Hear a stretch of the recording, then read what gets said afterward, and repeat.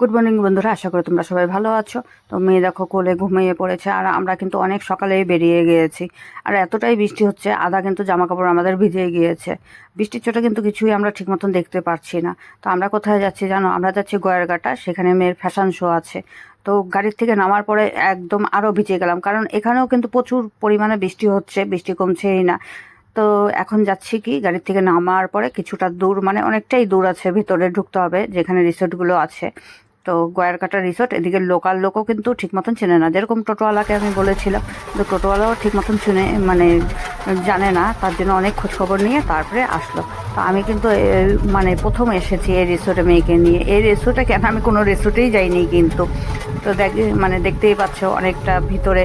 তো এখন কিন্তু রিসোর্টে আমরা ঢুকে গিয়েছি, শুধু রুমে ঢুকিনি, তো জায়গাটা দেখছি। এখন আমাদের রিসোর্টের দিনটা কীরকম যায় সেটাই কিন্তু তোমাদের সাথে শেয়ার করছি। তো আমি আগেও জানি না যে দিনটা কীরকম যাবে।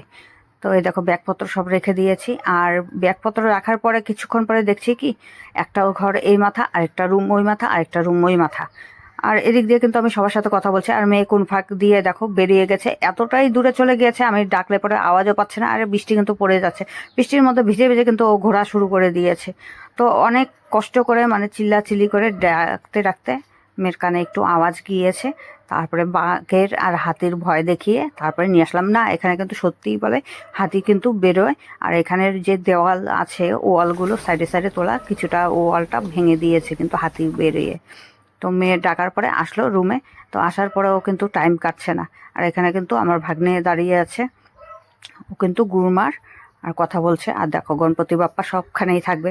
তো গণপতি বাপ্পাকে বললাম সবাই রক্ষা করো। দেখো আমরা সকাল থেকে কিন্তু না খাওয়া, কিন্তু তো ভেবেছি যে এখানে খাওয়া দাওয়া দিবে, যাচ্ছি।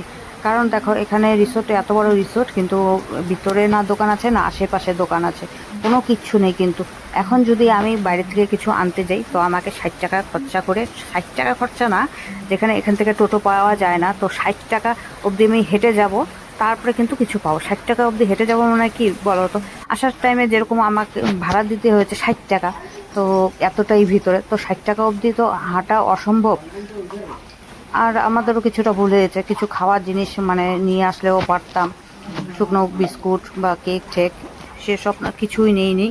এমনি মানে বৃষ্টি পড়ছিল আরও মাথায় কাজ করেনি। আর ভিতরে কিন্তু দোকানপাট কিচ্ছু নেই। আর এখন বড়দের সুইমিং করাচ্ছে, তারপরে করাবে ছোটোদের। আর এখানে কিন্তু যারা করছে তারা কিছুটা আছে লোকাল আর কিছুটা আছে বাইরের। আর অনেকেই দেরি করে এসেছে, যেখানে আমাদের 10টা টাইম দিয়েছিল, আমরা কিন্তু 10টার মধ্যে এখানে ঢুকে গিয়েছি কিন্তু। আর এদিকে কিন্তু মেয়েও কিন্তু মানে খেতে চলে, কিন্তু বুঝতে পারছি কিছু না বললেও এখন কিন্তু ঠিক মতন বুঝতে পারছে না। এখন বড়োদেরটা হওয়ার পরে তারপরে করাবে ছোটোদের আবার। আজ কিন্তু সারাদিনও কিন্তু বৃষ্টি আর কমলো না, বৃষ্টি কিন্তু পড়েই যাচ্ছে কিন্তু। আর তারপরে দেখো আমাদের কিন্তু মানে জামা কাপড় তো আধা ভিজা, এখানে আস্তে আস্তে আরও ভিজে গিয়েছে, কারণ রুমগুলো এতটাই দূর আর এতখানি জল পার হয়ে আসলাম। তো এখানে সব প্যারেন্টসদের সাথে কথা বললাম, কার বাড়ি কোথায় না কোথায়। আসলে কি করব, সারাদিন ধরে তো, এখন কমসে কম 4:30 বেজে গিয়েছে, কিন্তু আমাদের পেটে কিন্তু এখনও কিছু ঢোকে নেই কিন্তু। আর এই যে সাদা শার্ট পরা গ্রুমার, সেটাকে আমার ভাগনা তো করাচ্ছে, বাচ্চাদের ভালো মতনই করাচ্ছে।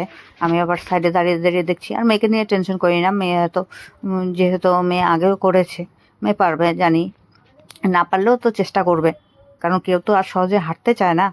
তো যারা করছে তারা কিছু মানে নতুন আছে, বড়দের মধ্যে তো কিছু নতুন কিছু পুরনো। কমসে কম 5:30 বাজে, তো দুপুরের খাওয়াটা দিল আমাদের ঠিক সন্ধ্যের সময়। তো মেয়ে খেতে বসেছে, মাংস আর ভাত দিয়েছে। আর যতটাই মানে সন্ধে হচ্ছে আর বৃষ্টি তো সেই নেমেই আছে, আর জন্য কিন্তু আরও ভালো লাগছে না, কারণ জায়গাটা না একদম নির্জুম হয়ে গিয়েছে। রাত্রেবেলায় যদি আমি আওয়াজও করি, কেউ কিন্তু কারো আওয়াজ পাবো না, কারণ রুমগুলো অনেক দূরে আর বৃষ্টি তো হয়েই যাচ্ছে। তো বোন জামাইকে ফোন করেছি, না বোন জামাই ফোন করেছে। বোন জামাইয়ের এখানে কিন্তু আমার এক বোনের বাড়ি আছে ধূপগুড়ি। তো বোন আর বোন জামাই দুজনে গিয়ে কিন্তু এই ঝড় বৃষ্টির মধ্যে, প্রচুর পরিমাণ বৃষ্টি, মানে বৃষ্টি কাকে বলে, আমাদের কিন্তু এই অন্ধকারে নিয়ে এসেছে সেই ভিতর থেকেই কিন্তু।